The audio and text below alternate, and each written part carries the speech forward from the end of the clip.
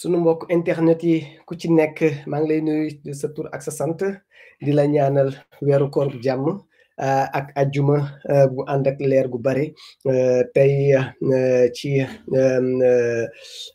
ayu bés bi si leen démarrer sunu émission yóbbalu koor ak coronavirus ndaxte émission bi weeru koor gi dafa dajeen teg mbas mi di loo xamee ni yàlla na fi jóge te lim giñ ci am ci ay ñu gaañu génn àdduna yàlla na fi yem kenn bañ ci mucc kenn bañ ci faatu ñëpp mucc ci daraje Seydina Muhammad sallallahu alayhi wa sallam bañ fi jëlee ay autorités religieuses bañ fi jëlee ay scientifiques bañ fi jëlee homme politique yi à commencer par Moustapha Cissé Lo tey damay jël koo xam ni femme de presse la di femme politique man daf ma neex parce que koo xam ni borom taar la waaye nag borom daraja la c'est une femme c'est une lionne c'est une battante muy femme de presse muy sama première invitée dame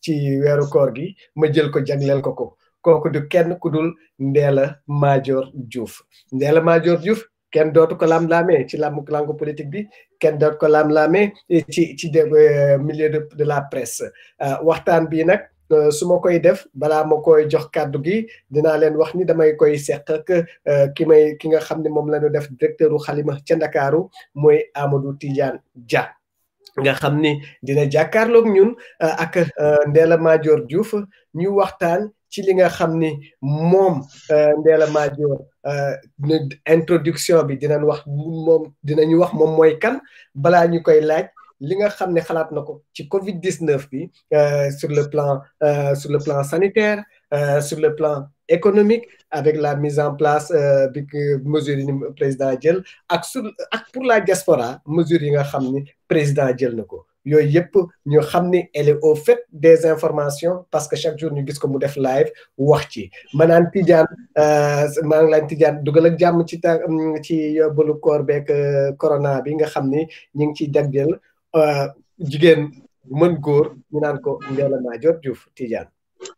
Voilà Mayacine merci beaucoup maa ngi lay nuyu di lay ziar ci weeru koor gi di lay ziar également si aljuma ji di lay wax ne am naa mbégte ak kontaante en tout cas seq ak yow plateau bi di am mbégte également recevoir si plateau bi ak yow nit ku mag comme ni nga ko annoncé tout à l'heure Ndella Madior Diouf mu doon ku nu neex ñun ñëpp ku ñu neex ñun et particularité bi nga introduction bi neex na ma trop xanaa lenn rek laay mën a yokk rek ci sa introduction bi mooy Ndella Madior Diouf dafa nekk synthèse u invité yi nga xamante ne jot nga ko fi def parce que nee nga invité nga fi ay hommes religieux invité nga fii nii des scientifiques et tout femme de presse la mais elle est scientifique en même temps parce qu'elle est médecin de formation xam naa loolu dafa la jot a rëcc donc xam naa waxtaan bi dina neex trop parce que y aura de la matière sur le plan scientifique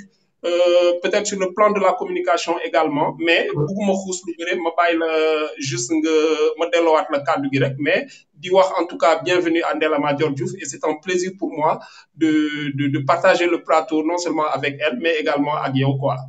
Jërëjëf Tidiane waaye nag li naan tungu ne du taw ñuy nataal Ndella Madior dalal ak jàmm ci weeru koor gi ak jotaayu corona ñu ngi lay jaajëfal di la nuyu di la sant sama sœur nga sama genn wàll nga Ndella Madior Diouf yaa ngi ci biir maa ngi lay nuyu di la sant. maa ngi lay fay Mayacine maa ngi nuyu Tidiane di nuyu tous les internautes de Xalima. di leen di baalu ak si weeru koor bi ñu nekk nii. di baalu ak ñëpp te di baal ak ñëpp. kontaan torop nekk seen invité. kontaan torop bi ma ko sekkee tamit ak Tidiane. Tidiane lu ma koy xoolee xëy na xamu ko mais contribué na si sama ascension politique en 2012 ndeysaan su ma xoolee Tidiane parce qu'il était chez moi. ici à la radio Safir FM en 2012. fii la tàmbalee mais man li ma koy xoolee mooy du ma ko fàtte mukk li ma jàppalee ministère de l'intérieur bi ñuy def dossier di déposer sama candidature ndax moom moo doon ñafe di fexe ba dossier mët ñi ngi stressé fanaan ministère de l'intérieur ndeysaan ñu dugg di génn rek pour sama dossier sama candidature ñu mën ko accepter finalement ñu accepté sama candidature j'étais la seule femme tête de liste bu déposé 20 millions de caution moom mu bokk si nga xam ne ñu ngi doon xaru pour kayit yi mët casier judiciaire yi mët excès de naissance yi mët vraiment c'est lui qui était c'est lui qui dirigeait ce pool avec quelqu'un qui s'appelait Dieng un ancien nu mu tuddee encore général militaire invalide voilà général un ancien militaire invalide ñi ñëw yàlla indi ñu ko ndeysaan moom ak Tidiane ñuy xaru pour que sama dossier ñu accepté ko finalement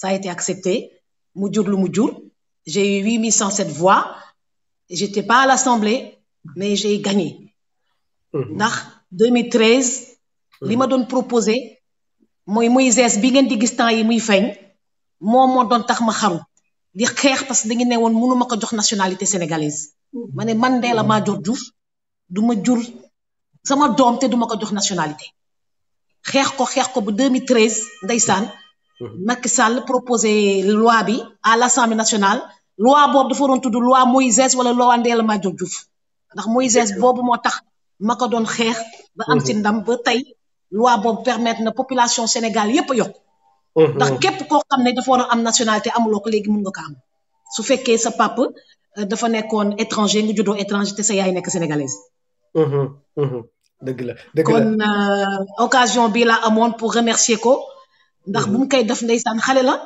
conscient bu woon sa ndeysaan lu muy apporter parce que moi j'étais stressée moi je n'ai fait qu'apporter de l'argent et eux ils ont tout fait pour que dossier mot pour que sama candidature ñu accepté kon merci Tidiane merci pour ce beau témoignage en tout cas sa reconnaissance frappé na ma lool mais man aussi lu may wax rek ne mooy lenn rek chaque fois dama koy faral di wax et je traîne pas ce complexe mooy da nga contribuer man ci sama formation contribuer def ci man lu bëree dama ñëw nga jox ma responsabilité yu mag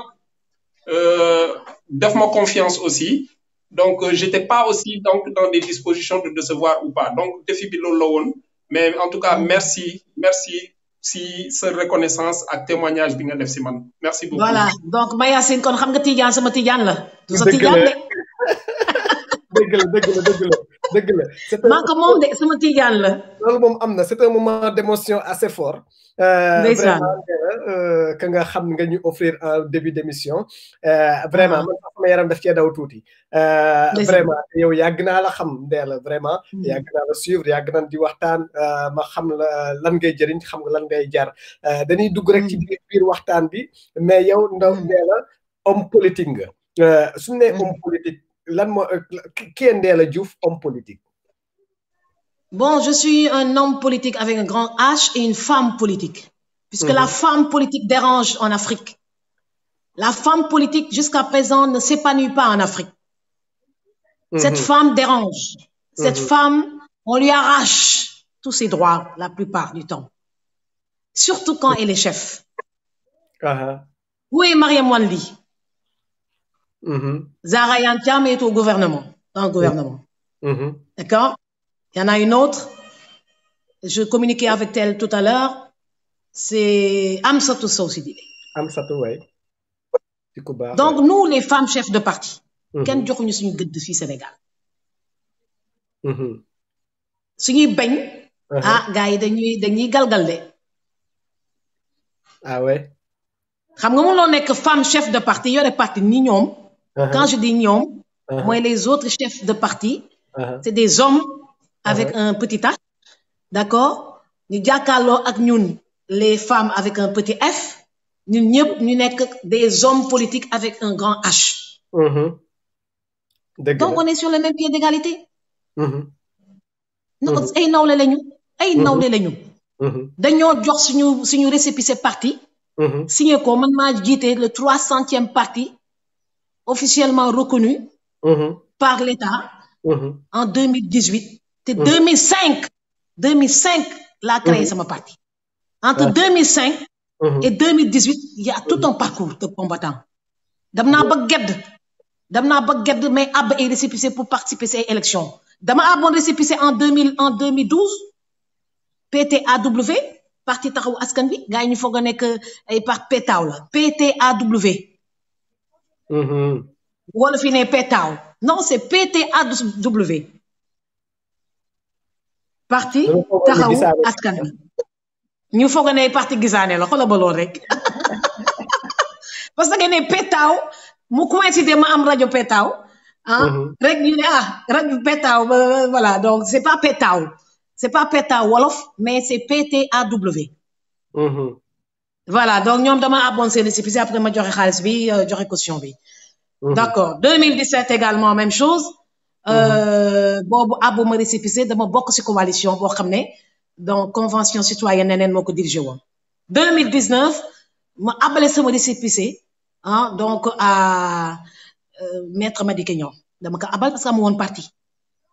bokk naa suñu ko investir ndax ñun ñëpp bokk ci coalition bi je pense que j'étais la deuxième personne à donner son récépissé pour permettre à Madické Niang de participer à ces élections mais boobu dafa tombé parrainage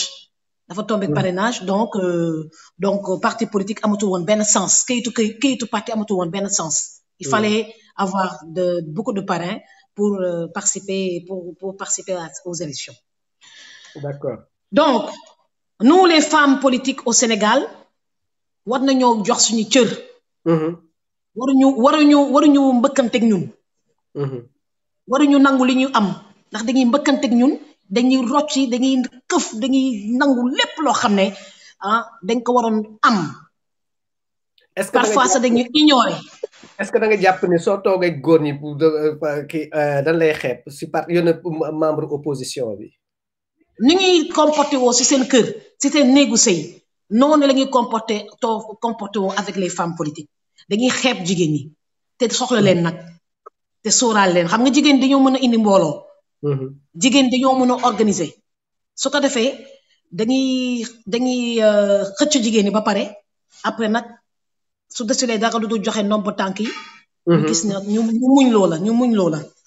donc loolu bokk na ci frustration yi nga xam ne ñun ñëpp ñun les femmes politiques Mariam Wane Ly dafa gedd ba dem Canada dégg nga wax ji te Mariam Wane Ly c'est un chef-d'œuvre Amsatou Sow Sidibé c'est un chef-d'œuvre man je suis une bombe d'accord donc ñun ñëpp ñu war a am suñu wàll ndax Sénégal ñun ñëpp ñoo ko bokk parce qu'on est des reines politiques on est né pour diriger moo tax ñu ñëw créer parti ndax mënoon nañu militer wuñ dañoo créer parce que dafa am ay xeetu nit yoo xam ne dañu judd pour diriger ay mbooloo moo waral ñuy créer te soo seetee suñu historique suñu maam yi ay buur la ñu woon moo tax dañuy créer rek. Mariam Wane Ly maamam ay buur la ñu woon Amsatou Sow Sidibé maamam ay buur la ñu woon Mandela Madior sama maam Buur Sine la woon ça veut dire que ñun soo xoolee suñu historique nii rek la ñu mën a mel. waaw nii rek la ñu mën a mel dañuy diriger rek moo tax nag du ngi neex a bëgg. waaw mais maa soxna Ndella loolu du la frustré du la indil handicap sur le plan social ba góor yi du la ñeme. on est naturellement comme ça on est des femmes hommes. Naturellement on est né pour diriger on est né pour organiser. On est né pour bâtir, on est né pour construire. C'est pourquoi on a créé un parti politique. On dirige. Même nous, naturellement. soo yeewoo rek da ngay organiser man laagal Tidiane li ma organiser si àddina bi kenn xamul nu mu toll. mais moo tax mu war ma laaj ko Tidiane. oui. voilà madame non effectivement dama koy dëggal.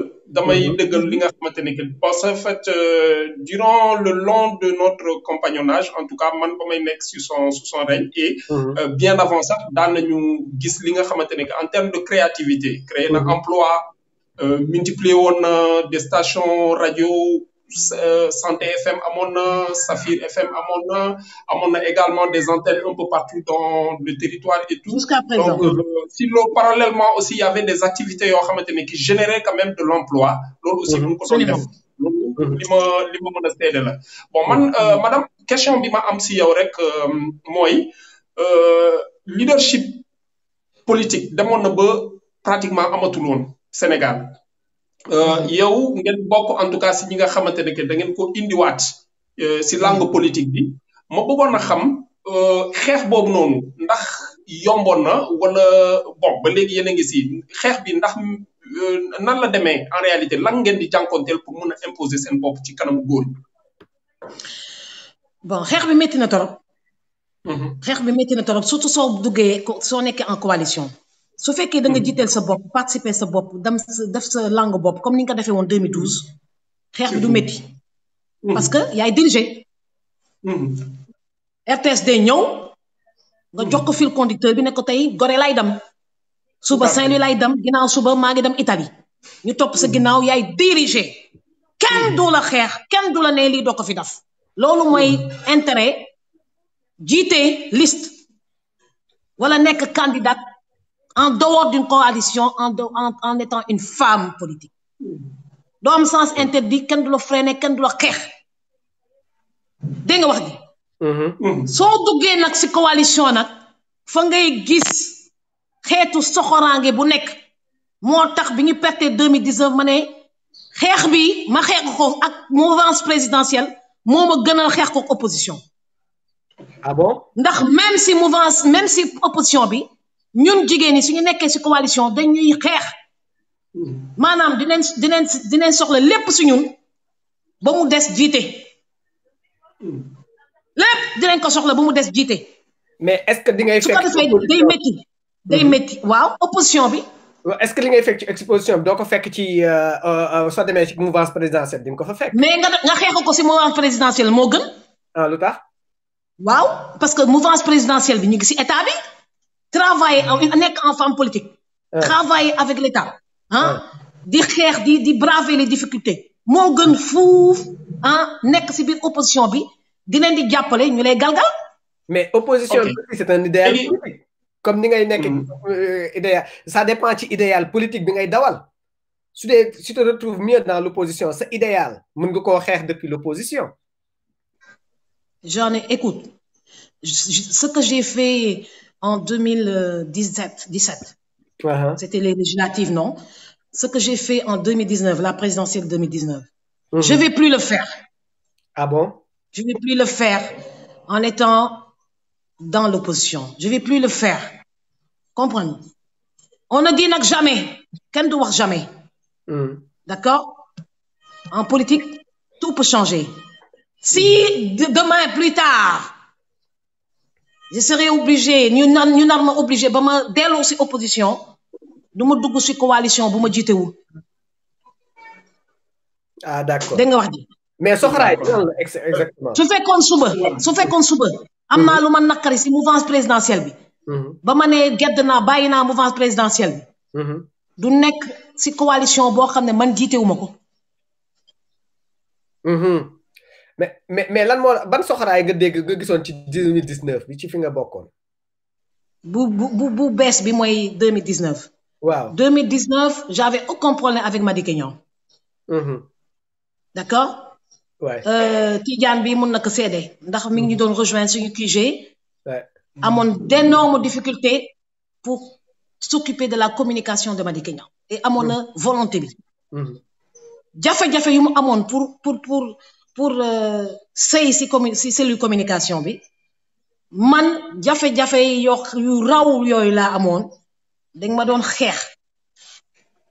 xeex ba si temps d'antenne RTS yi soo leen seetee àddina bi yëpp remarqué woon nañu que man daaw ma doon feeñ si temps d'antenne yu RTS yi.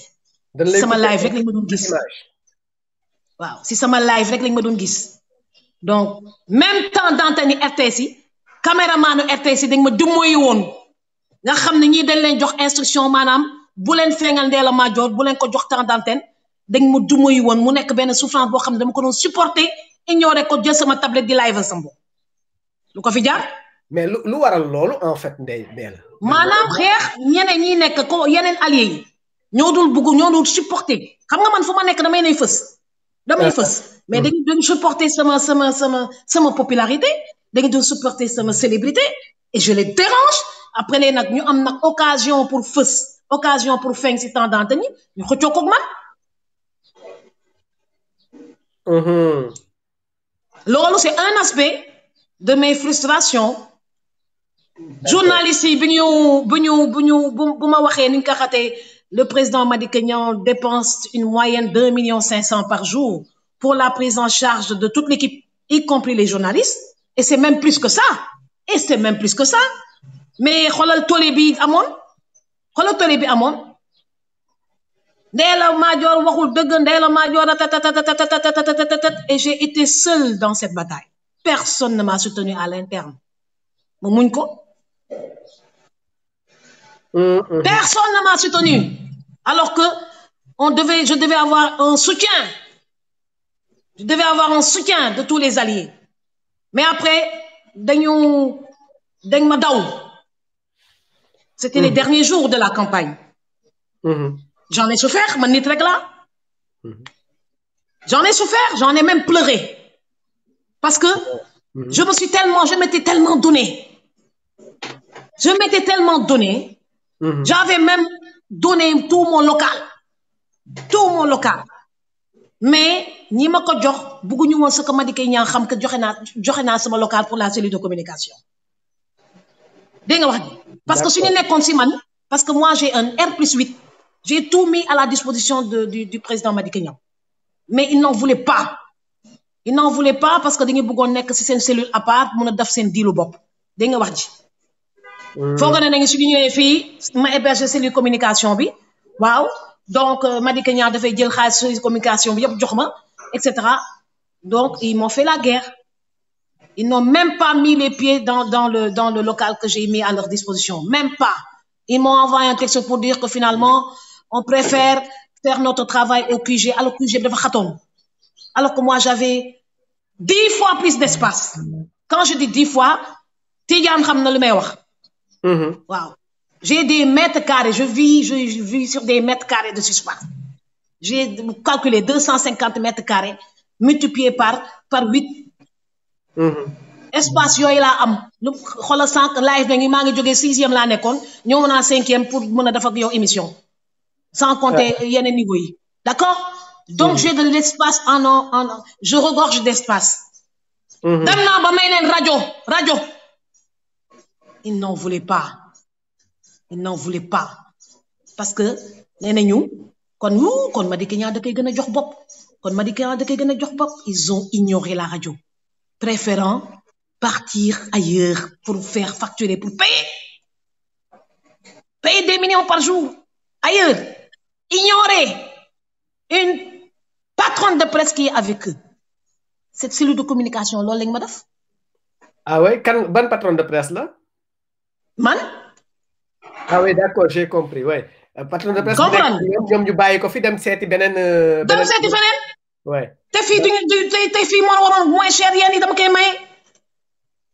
comprendre nga ma may leen rajo xam nga luy maye rajo. maye rajo mooy antenne émetteur studio tout. oui. ñu mën a synchroniser ay meeting di meeting yi da nga doon loué di fay ay temps d'antenne partout ils ont ignoré ça. sooy ànd ak nit nag jox ko lépp. jox ko sa lépp te gisuñu ko par jalousie. nga xam sa bopp. moo tax. La goutte d'eau qui a fait déborder le vase. waaw mooy bu Madické Niang ak Idrissa Seck ak comment il s'appelle encore Sonko ak Issa. waaw dajee à 4 jël décision ko duñu déposer recours sans nous consulter nous les chefs de parti alliés. ci laa nee nag soo nekkee ci coalition boo xam ne kenn joxu la cër. kenn joxu la cër surtout ak ni mu terminé da nga war a xam sa bopp. ci saa si laa bàyyi rejoindre Macky Sall. Voilà. Donc j'ai cumulé des frustrations. Ma ne opposition bi jeex na tàkk parce que dinañ soxla sa idée. mais duñ la yéene sa poste bu baax. xam nga Madické Niang lu tax ma àndoon ak moom. fu mu ne nii ay scoop laa leen di jox. xam lu tax ma àndoon ak moom. ndax lu ma promettroon appliquer un gouvernement paritaire en cas de victoire. D'accord. moo tax maa noonu nag moom de un gouvernement paritaire maanaam autant de ministres femmes que de ministres hommes. moo tax ma xaru ak moom. te waruma ko dama ko toppatoo correctement. accompagner ko correctement partout. de Ziguinchor Saint-Louis rek laa demul ak moom. fu ne ànd nañ ak moom mais dañuy dem ba génne ma Fatick pour des raisons d'argent. c'est-à-dire man Ndella Madior Diouf nag ngay amee Ndella Madior Diouf nga jël benn fàtte naa tur ba sax ki ñu jël ko ki ñu dénk Fatick xamul dara Fatick man maa ko mujj di jàppale si suuf xamul dara Fatick te pourtant Fatick bi ma ko accueillir ak 50 chevaux la nuit à 23 heures moo waral toj rajax parce que dañoo tiitoon pour dugg dañuy tiitoon pour dugg Fatick Kaolack la ñuy fanaan bi ñu fanaanee Kaolack egg Gossas à 20 heures 21 heures ñu ragal dugg Fatick ma ne leen man du ma nekk doomu Fatick sama maam sanc Fatick duggit Mbidel te du ma dugal sama gan Fatick xuusal nga jàll génn 50 fas ñu tiit Madické Niang dafa kontaan ba gën ma jiitu maanaam ci ñu doon génne fatal di rey man la ñu njëkk a rey man jigéen bi ngay xeeb maa jiitu ak sama oto génn ok ne leen avancé leen boobu de ki jiitu moo doon góor gi ku jiitu moo doon góor gi bi ma jiitoo fas yi encerclement Madické Niang nekk sama ginnaaw fa la ne bi ma ñëwee Gossas toj ko ma foog ne fa lay yem ma ñëw Fatick toj ko rajax ñëw Louga bu ma ñëwee Louga tamit takkar naa si ma ñëw Louga toj ko rajax parce que boobu Fatick da ko jox el comprendre nga Fatick da ko jox el fekk man coach naa journaliste yi fële sa Ziguinchor laa leen ne ni ngeen tàmbalee campagne bi di saboter sama candidat dama bëgg ngeen teg si tànk ndax kii ku baax la kii seen pap la mi ngi leen di loger mi ngi leen di jàppale li ngeen am yéen ñëpp ñëw ngeen ak seen per diem rédaction mais xoolu ko mi ngi leen di gunge kon lu tax ngeen koy saboter ëffal leen ak Madické Niang bu mu leen ëffalee ak Madické Niang fa la leen nekkee nag ndeysaan ñu découvrir un homme très sympathique l'homme sympathique c'est Madické Niang ils ont découvert un papa ma rocci ëffal Madické Niang ak journaliste yi fa la que journaliste yëpp adopté c'est ça qui a déclenché ce succès de communication bi Madické Niang am en 2019 parce que moom moo gagné la communication politique en 2019 ak l'estime de tous les Sénégalais ba big ba tey ñëpp ko bëgg loolu dafa am ñu nekk si suuf ñu ko xeex te man Ndella Madior du ma ne man dong de bokk naa si ñu ko coaché te moom mu neex a coaché parce que dafa neex làmmiñ parce que dafa baax parce que c'est un papa hein, et c'est un homme politique d'envergure d'accord il était bien parti très bien parti pour être deuxième mais suñu problème mu xeexoo à l'interne moo tax ba comme il avait mis beaucoup d'argent à notre disposition dañu coacher parce que namuñu woon dara wax dëgg yàlla ndax dafa miiraasoon boppam si élection yi gars yi gis xaalis kese fàtte liggéey correctement on a perdu parce qu'on n'a pas su sauvegarder nos bulletins de vote on n'avait pas suffisamment de représentants au niveau du bureau de vote loolu moo tax ñu perte élection yi frustration yooyu nag moo waral ma ni dootuma kiiwati su nekkee 2017 tamit jàppale woon naa comment il s'appelle encore Mamadou Gueye convention citoyenne neneen dama ko jàppale ba fayal ko ay temps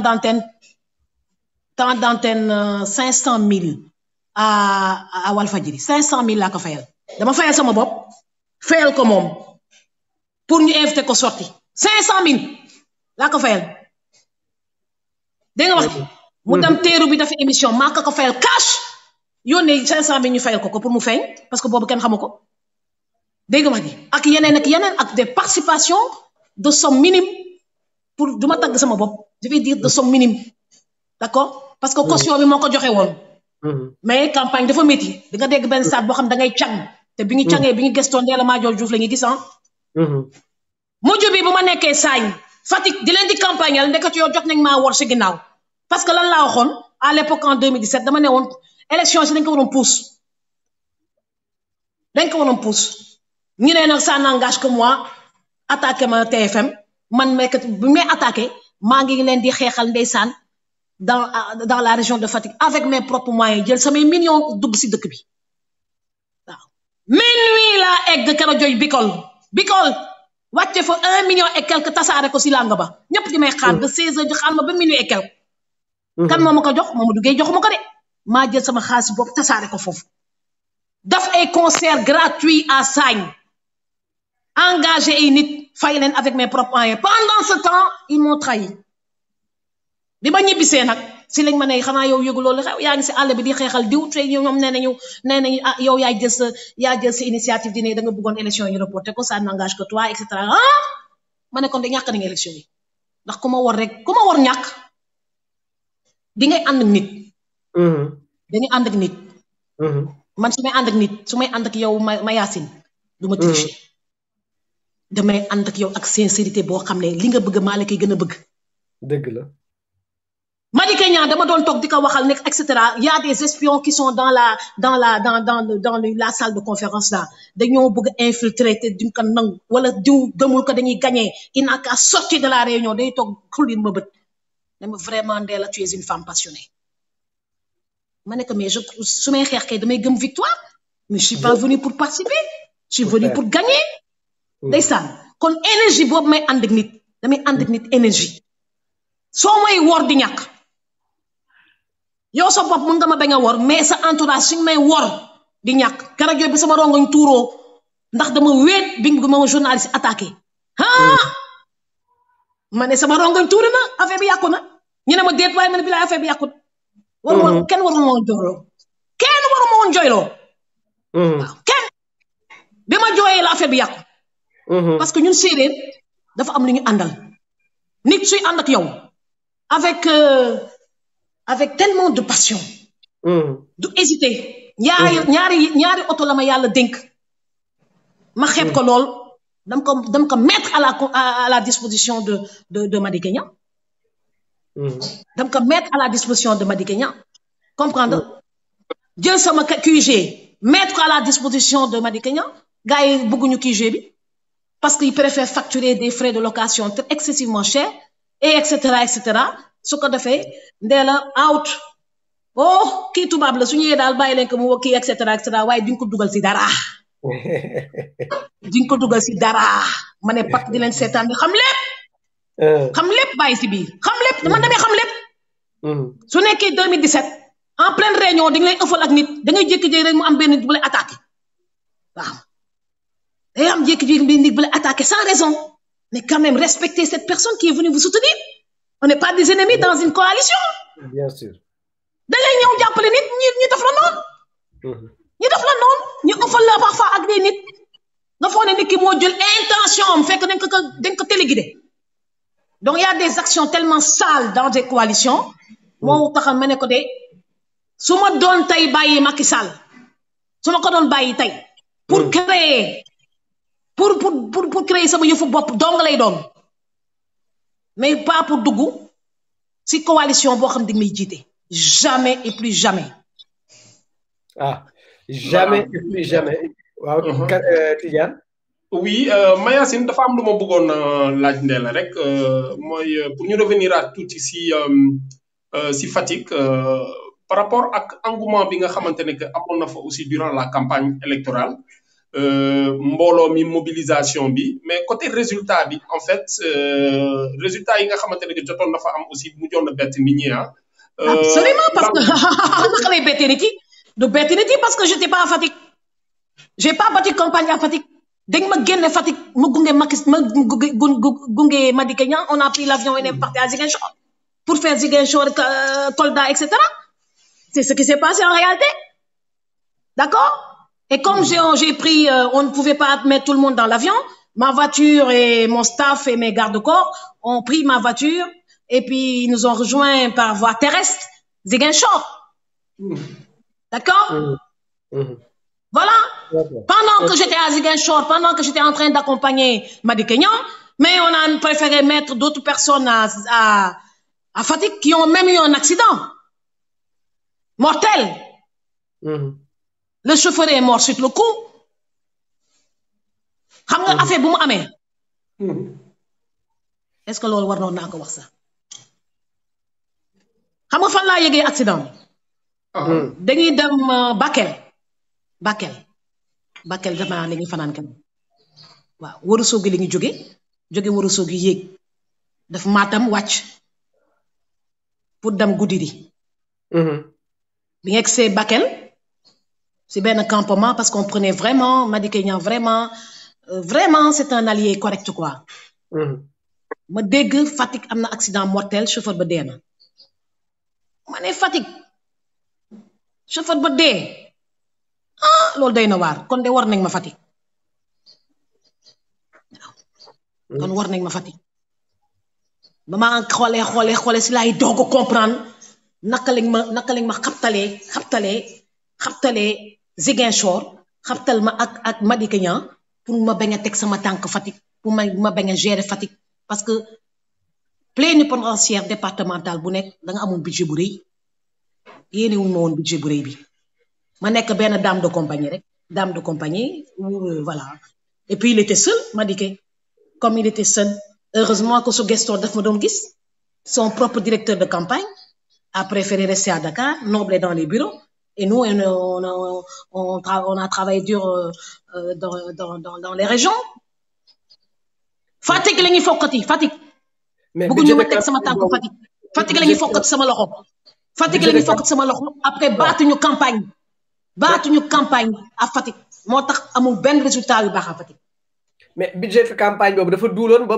moo tax ñu lay xabtal xanaa dafa rëyoon absolument ñun kay namuñu woon dara ñaata la woon mënuma la ko wax de mais dépensé nañu beaucoup d'argent moom dépassé na milliards yi moom d'accord mais par département lu tax ñu la ciy xañ par département c'est pas des milliards c'est pas des milliards mais c'est beaucoup de millions qu'on donne au plénipotentiaire départemental su fekkee yow da ngay gérer par exemple Dakar ou et cetera xam nga yaay gérer proximité yi yaay gérer représentant au niveau des bureaux de vote yaay gérer meeting yi tout ça c'est de l'argent xaw ma ñaata millions la de ndax duñ ma doon nëbb xaalis waaye daal xam naa ne xaalis bëri nañ man ànd ak Madické Niang dafa ne ñun de namuñu woon dara vraiment non vraiment d'accord vraiment chaque chef de parti teral na la chef de parti tu avais loué na la oto comprendre man dama mujjee woon xeeb oto bi ma joxoon finalement ma ñëw jël sama propre oto parce que j'étais beaucoup plus à l'aise dans ma voiture et puis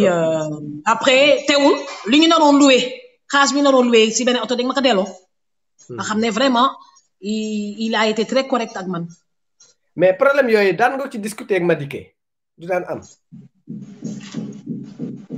bon xam nga sooy coacher nit politiquement dafa am yoo xam ne dañ koy egg day nekk si benn stade de saturation yoo xam ne détails yi dañ koy épargner wéet xam naa moo taxoon mu accepter que ñu affecté ko Ndella Madior pour faire le sud ça a été l'erreur parce qu'on devait me laisser à Fatick mais on voulait pas me donner un grand budget ils ont préféré donner d'autres personnes c'est pas lui qui a pris la décision c'est le staff qui venait juste après lui dont je faisais partie mais ce jour-là je pense que je m'étais absentée derrière moi ils ont pris cette décision de c'est toi qui accompagne le président Koundela comme il adore les avions donc il faut le mettre en contact il faut le laisser accompagner Madické su ko defee ñu jël ñeneen ñi fàtte naa seen tur ñu jël ñeneen dugal leen à Fatick quoi pour des raisons d'argent c'est pour des raisons de budget ndax y a 45 départements département bu nekk day am budget département les 45 départements yëpp day am budget autonome c'est beaucoup d'argent une campagne ouais. C'est beaucoup d'argent, c'est pas c'est élection présidentielle xanaa xamuloo soo amulee 1,5 milliard rien que pour les représentants au niveau des bureaux de vote jarul sax ngay présenté au présidentiel ça c'est vrai kooku dëgg la candidat bu amul 1,5 million 1 milliard rien que pour le jour des élections tour rek ngay wut parce que soo amulee représentant au niveau des bureaux de vote naka ngay gagné kan da ngay togg ba pare yëg kay bàyyi nit yi togg lekk ko. Les gens vont essayer de se voir. Exactement. Élection présidentielle moo du caaxaan. Ça se prépare durant des années et des années et des années. Comprendre. moo tax bi ma gisee quand j'ai eu ces deux frustrations. 2017 et 2019 parce que la frustration était difficile. Waaw frustration bu métti la woon j'en ai souffert. Donc moo tax ma bàyyi opposition ma ne je préfère travailler dans cette mouvance présidentielle même si ça va être extrêmement difficile moo tax bu ma ñëwee si mouvance présidentielle yi dama garder sama calme parce que jàppale ma président Macky Sall kon du ma ñëw rek di xëccoo ay poste. Ouais. Non, c'est pourquoi j'ai dit je quitte l'opposition, pas Madické Niang mais je quitte l'opposition, ok. Et je m'occupe de mes activités privées. boobu jot naa négliger samay rajo yi. yenn yi fay. ndax campagne bi ma négliger lu bëri ñu sàkk samay matériel yàq samay émetteur yooyu yëpp bokk jot na si xew sama ginnaaw ndeysaan. Donc après ma ne nag léegi je m'occupe de mes activités privées léegi maintenant ñeewuma ministre. xeexuma pour nekk ministre. ñeewuma député.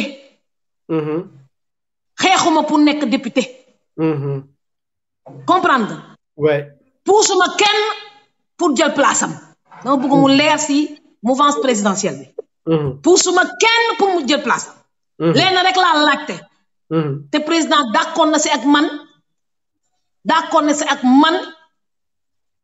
jote bi nag la ñuy xaar pour finaliser ko mooy dex yi laa laajte les lagunes d'eau douce et d'eau de mer kenn laajte wu ko man maa laajte agence boo xam ne bu bees tàq bi ñu créé pour ñu toppatoo lagunes yi ku xamul luy lagune mooy dex. ñëpp xam nañu dex ça permet à la pisciculture. ok. ça permet le reboisement la riziculture pour les lagunes d'eau douce qui sont là-bas au nord. te jógee Fouta Djallon ndox bi jógee fi mooy fleuve Sénégal. et ses dérivés. balaa nga koy xam nga dem Bakel Matam Goudiri toutes les lagunes sont sèches alors qu'il suffit tout simplement de les faire vivre da ngay racler les lagunes avec l'appui des génies civils des militaires des volontaires ñu dekkilaat lagune d'eau douce et d'eau de mer am na ñoo xam ne suñu ma déggee may wax lii sax dañu ne kii lan lay wax nii amul lu muy laajte lu dul lagune et n'ont rien compris il y a pas de parc les lagunes vont créer des parcs autour on va créer des parcs autour des lagunes dem nga New York yaa ngi nekk fii France nga nekk xam nga luy lagune il y a des parcs où les enfants peuvent venir faire des pique-niques faire pour jouer etc. et puis le développement de la pisciculture au niveau des lagunes on peut faire énormément de choses ça va créer énormément d'emplois man loolu de mooy sama passion xam nga loolu kenn du ma ko xëccoo kenn. parce que kenn laajte wu ko. dégg naa programme Abdou Diouf la woon projet Abdou Diouf la woon.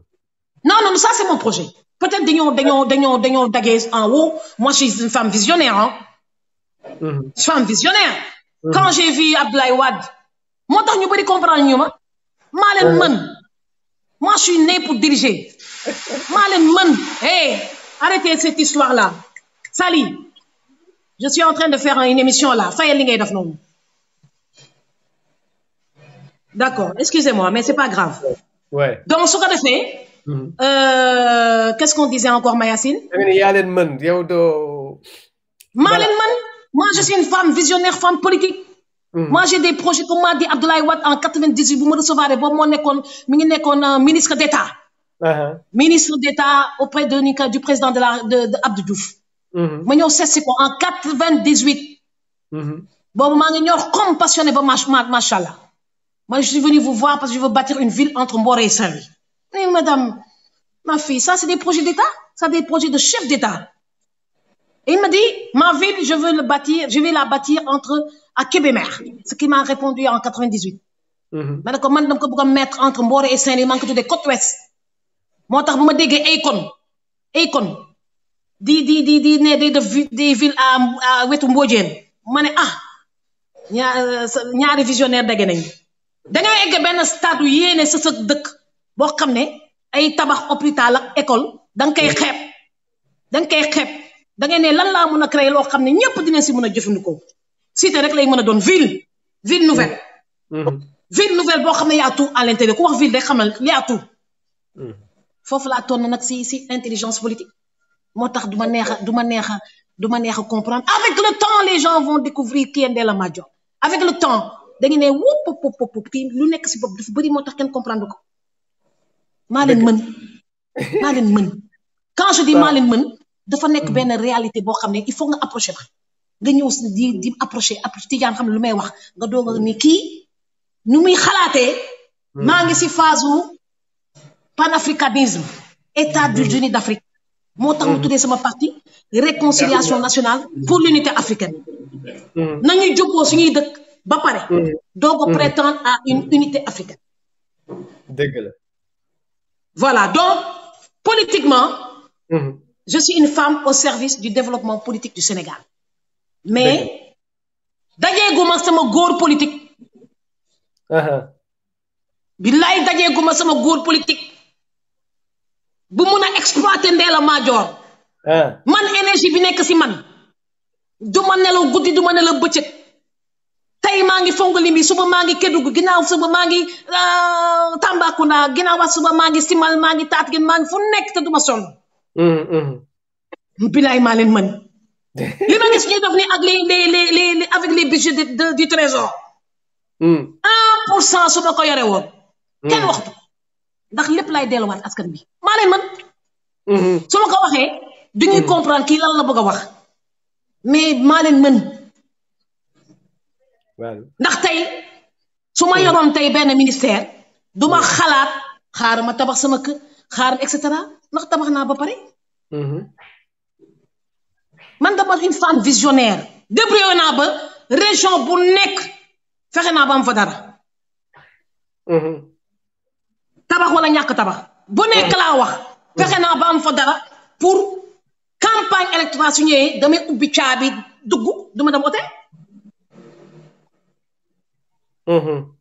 xam nga kooku kon visionnaire la kooku xam nga visionnaire la ci gàttal daal maa leen mën te loolu munu mais écoute maa leen mën te munuma te kiiwuma sax te xëccoo ma kenn li nga yore dama ko xëccoo la kenn moo tax ndax ministère yi seen bopp seen salaire bi ñu yore moom lay fay samay gisaane yi moo tax coow la bëri Badou Tidiane xam na si dara léegi kon Ndella foog ñu ñëw nag ci sama gisaane yi ñoom seen bopp dañu ne namuñu ministre kon xaar loolu mooy seen deuxième tour namuñu ministre namuma ministre waaw d'accord léegi namuma ministre parce que j'ai plus que li ministre di am plus que li ministre di am ak des preuves nag moo tax ma bëgg ñu ñëw kon duma puus kenn mu toog dama dul puus kenn puusuma kenn li ma soxla daal si dëkk bi mooy jàmm ak salaam te ñu xam ne Ndella bii ku ànd ak moom da nga koy gérer téye ko da nga koy téye ndax c'est une bombe politique c'est une bombe politique du sonn ñemee terrain bi man dama ñeme terrain man damaa ñeme terrain kon kooku soo ko amee bu kaas nobe wala bu ko déglu nit yi lu ñuy wax si suuf ak wala bu ko ignorer yaay ñàkk man on me gère côté bu ma nekk fu ma nekk rek danga may gérer maa on me gère mais dama bëggoon ñu ñëw ci Covid 19 bi coronavirus bi parce que émission bi mooy yóbbalu koor ci coronavirus bi waaw léegi yow ban analyse ngay def ci mesures yi nga xam ne président jël na ko pour contrer corona bi bon balaa may ñëw foofu damay waxtaan sama xalaat si coronavirus bi si àddina bi waaw je suis une femme politique je suis une femme médecin je suis avant tout une femme tout court une femme africaine tout court, qui a son cerveau, ses neurones, pour réfléchir. Di ko réfléchir nag bés bu ne. maanaam di seetlu li xew si àddina bi lu tax yàlla nattoo ñu coronavirus. xam nga sama seetlu bu gàtt bi ma seetlu léegi si coronavirus mooy lan. dafa mel ni de yàlla dafa gis tellement de méchanceté dans le monde, tellement d'inégalité dans le monde, tellement de frustration dans le monde. bu mu gisee africains yi di dem Amérique ñu leen di dàq. africains yi di dem Europe Asie ñu leen di dàq. di dem Amérique ñu leen di dàq.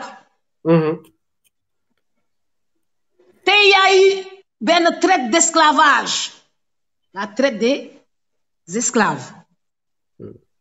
nu mu amee woon ay Amérique noonu la amee woon Asie am déet.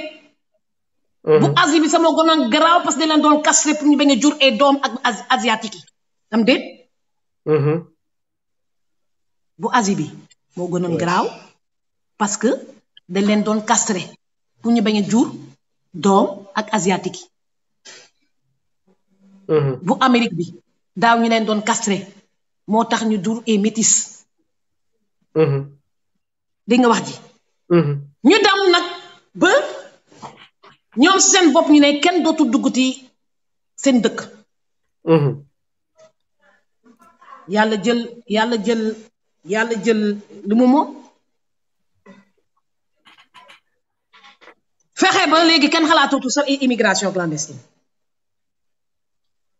et ça c'est une réparation fexe ba kenn xalaatootul immigration clandestine. li ëppoon fale si Europe Amérique. mu seppi ko jël li mu moom xaw ma ndax yéen di suivre sama raisonnement bi. épargner Afrique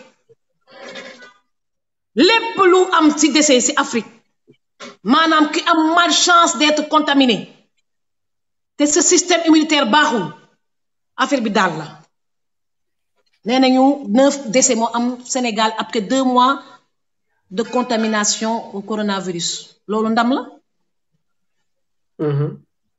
loolu ndam la sant yàlla la. pendant qu'il y a ñaata mort ñoo am New York ñaata mort ñoo am Italie ak France ay milliers.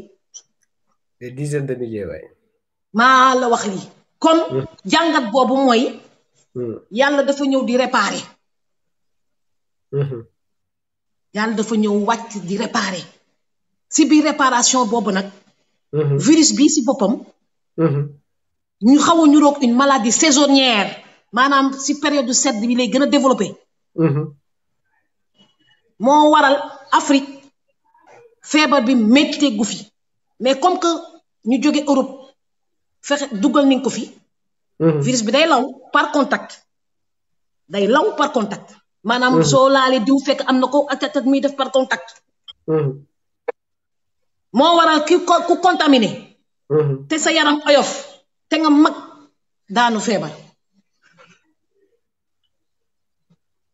mu contaminé la te sa système immunitaire baax doo ko yëngal sa yaram muy yow muy man suñu système immunitaire su baaxee mun nañ koo am te sa duñ ko yëngal suñu yaram te mun ko wàll keneen.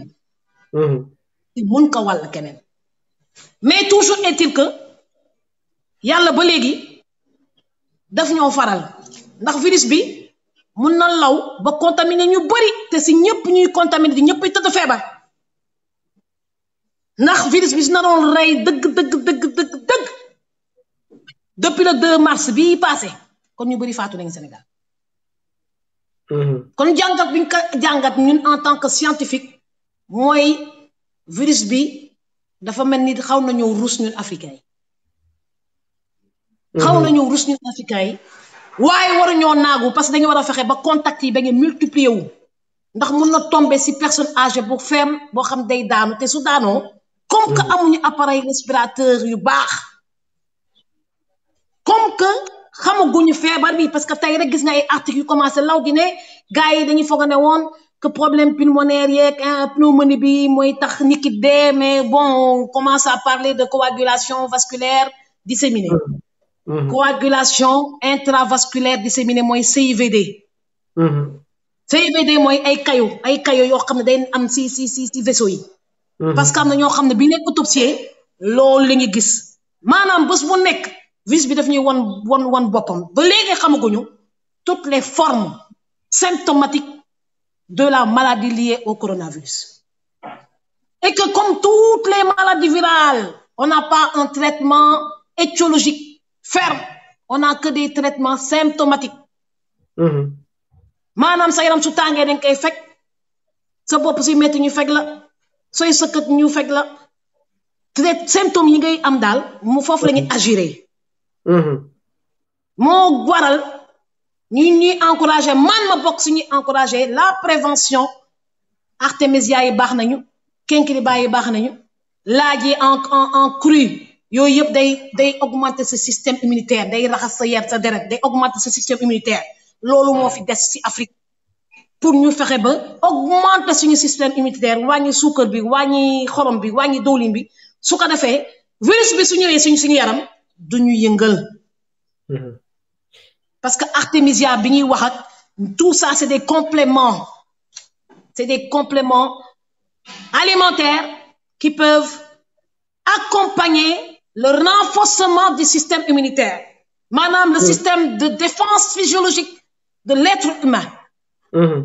comprendre su ko defee bépp virus bu dugg sa yaram mu baare ko léegi maintenant feebar bi képp koo xam ne da ngaa sàggan ba mu dugg sa yaram te sa système immunitaire amul ni ko xatee amul doole fa ngay daanoo feebar bu métti te bés bu nekk ñu gis forme feebar lié au Covid-19 mu nekk feebar boo xam ne dañ ko war a moytu di raxas loxo yi ak saabu di utiliser suñuy génn surtout savon le gel hydroalcoolique moytu contact mooy lii moytu di joxe loxo moytu di lëng moytu di embrasser ñeeni dinañ ne ak sama jabar nag ndax dina bokk ak moom même lal ñu ne yàlla nañu yàlla suturaal contact mooy contact rek mooy contact parce que nit ki tant que ya ngeen bokk même kër te génnu leen demu leen fenn y a moins de risque mais un élément su génnee sàggan bu duggaat si kër gi mën na contaminer toute la famille moo tax ku nekk da nga war a responsable parce que cette maladie là muy professeur yi muy étudiant en médecine kenn mënu la wax kenn mënu la wax exactement toutes les formes symptomatiques et cliniques de cette maladie. On est à la découverte d'une maladie virale nouvelle. Saisonnière ou pas, on ne sait pas encore. Mais on est à la découverte, nous tous, de découvrir cette maladie pour voir li feebar bi fan la jóge su duggee si yaram bi lu muy def. D'accord. Ni ñu koy aaree nag loolu xam nañ ko mooy éviter d'être en contact avec le virus qui est mortel et qui ne tue pas tout le monde. Dëgg la. Moyen de prévention yi partout dans le monde c'est la même chose. Éviter le contact. Exactement. Nu muy réagir nag c'est différent en fonction des continents. Comme lii nga xam ne le président Macky Sall jot na kaa jël ñenn ñi les personnes extrêmement averties pouvaient même dire que jaru ko woon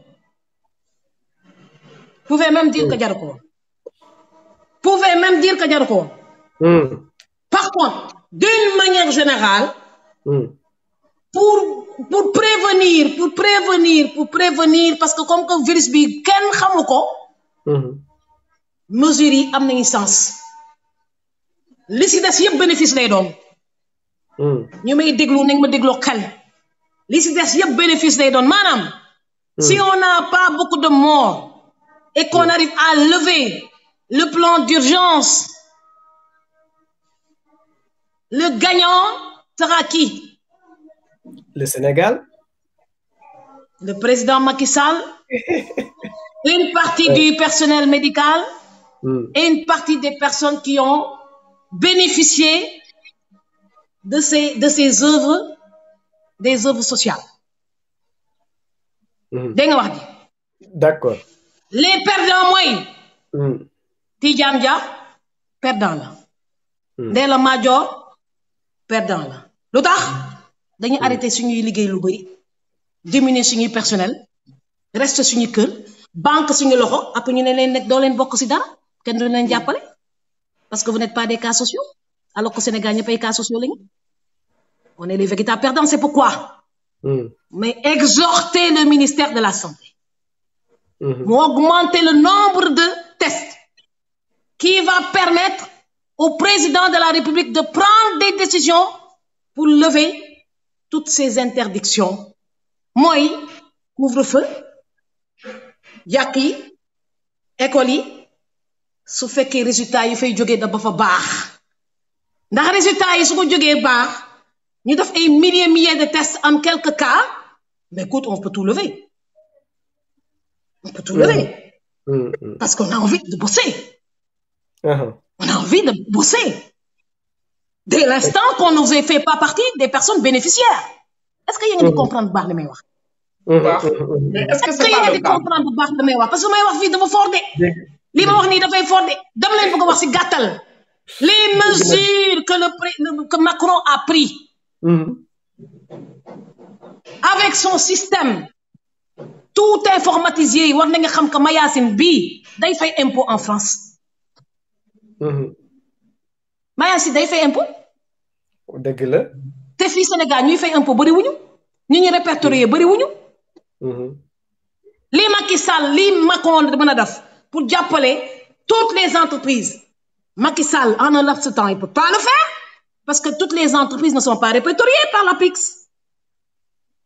Et que dès l'instant qu'on dit que dañ leen di jàppale en reportant le paiement d'impôts et de TVA foofu lañ leen mën a jàppale ñi nga xam ne dañu nekk en règle dinañ sentir jàppale boobu moo ñi nga xam ne nekkuñu en règle te kenn répertorié wu leen on les a même pas répertoriés au niveau de l'APIX n'auront rien du tout.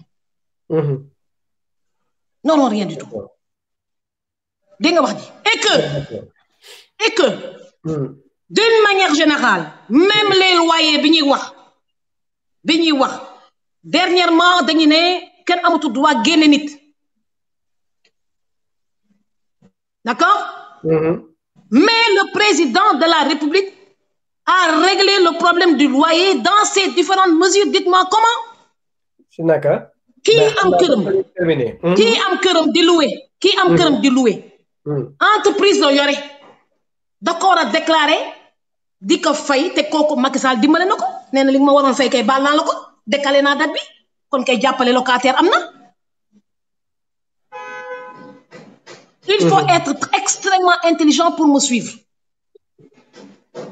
Maintenant, la cellule de communication du président de la République devait expliquer de manière claire, dès l'instant qu'ils ont décidé d'appuyer toutes les entreprises locataires, les propriétaires des maisons à louer là, en font partie. Comme naka lañ ko mën a defee mooy fexe ba expliquer à tout le monde ñëpp ñu répertorier tout le monde. C'est l'intérêt des chefs d'entreprise et c'est l'intérêt de l'État qui va encaisser beaucoup d'impôts. Ben oui, tey aide à la presse bi si je donne aide à la presse pour Mayacine mun say bénéficier ndax Mayacine sénégalais la. Mayacine sénégalais la mi ngi je te prends ton exemple. Tu es un Sénégalais de l'extérieur. Chaque semaine yaa ngi def sama émission yaa ngi contribuer si informer Sénégalais yi. damaa yore rajo sax. donc sa structure bi ngay def da nga ko war a répertorier aussi bien en France qu'à l'APIX. Déposer une demande au niveau du ministère de la communication pour bénéficier de l'aide à la presse parce que tu fais partie de la presse. léegi nag su fekkee nag yow defuloo loolu. affaire bi su ñëwee doo si bokk. te cette anarchie moom la ñuy observer. Il faut répertorier tout le monde. Occasion la léegi pour defaraat lépp tout est à refaire au Sénégal. il faut qu'on répertorie tout le monde toutes les personnes yi nga xam ne dañuy yëngatu dans l'informel ñu formaliser leen à l'APIX en les attirant ku ñëw bindu dinañ la jàppale nga gis ñëpp ñëw bindu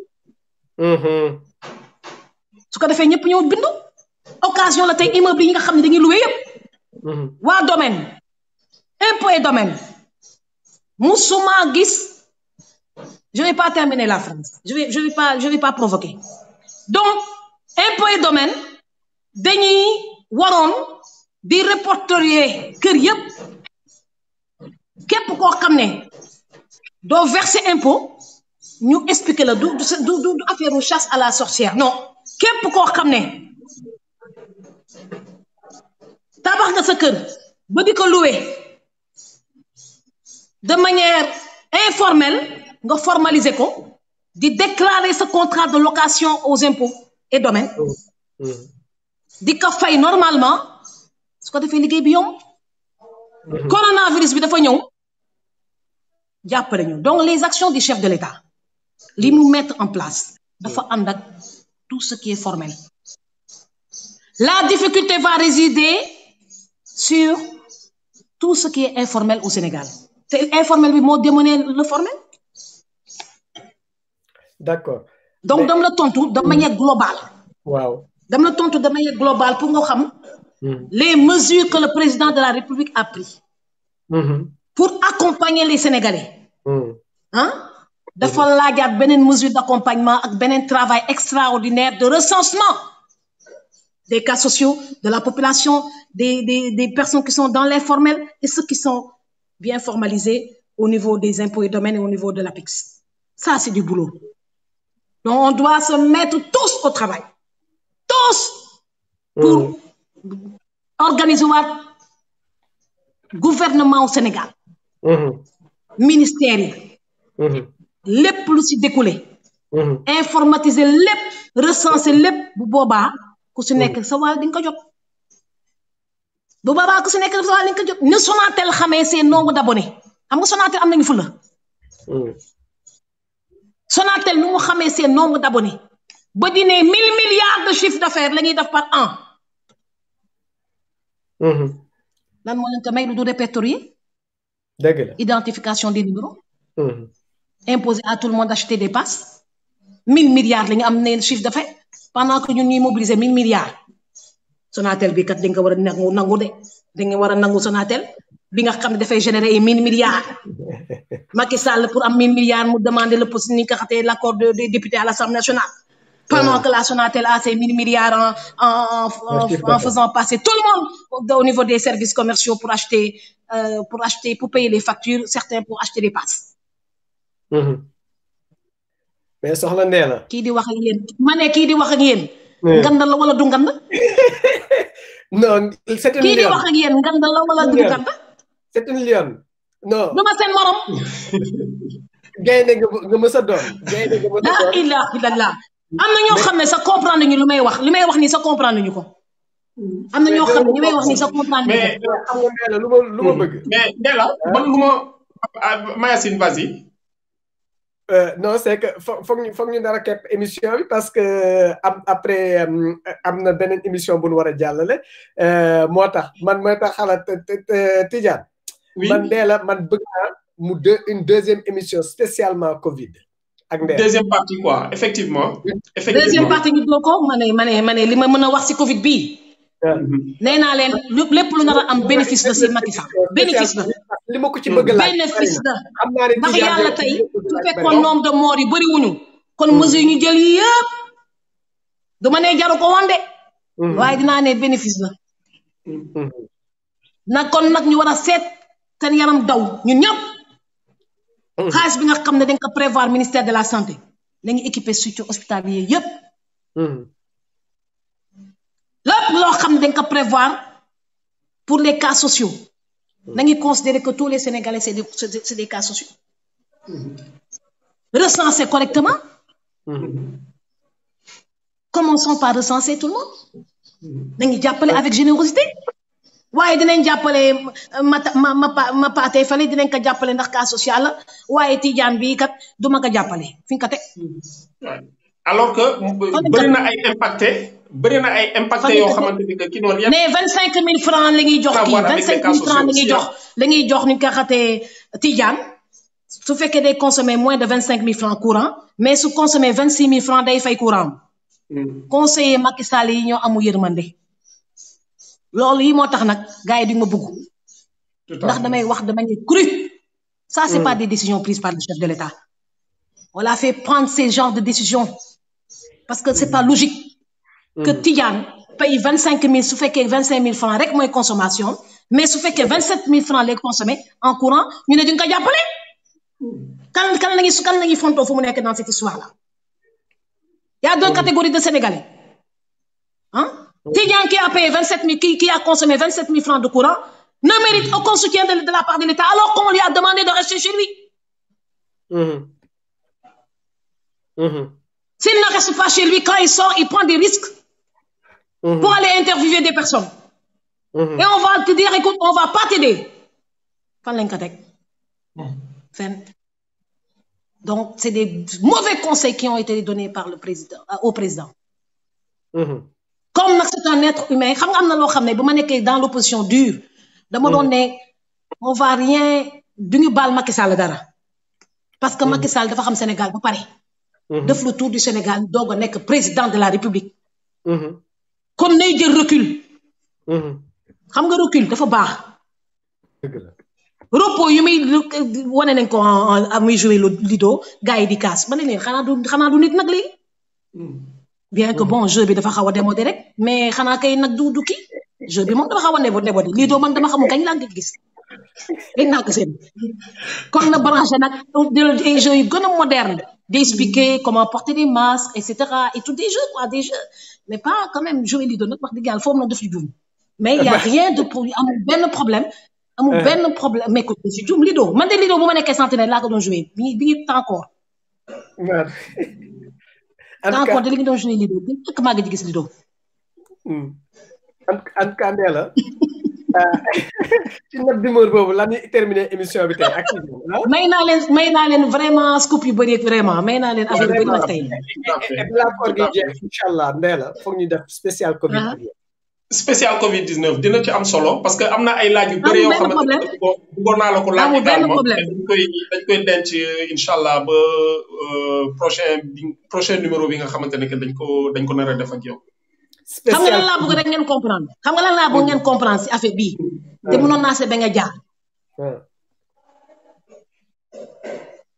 déglu leen bu baax Moussa Thior programme Palu ancien responsable du programme Palu lu mu waxtaan yi xam dafa ramper à compte courant du ministère de la santé nee na am na lu bëri loo xam ne ñu ngi koy def jarul ñu woon ñu def déglu leen ko bu baax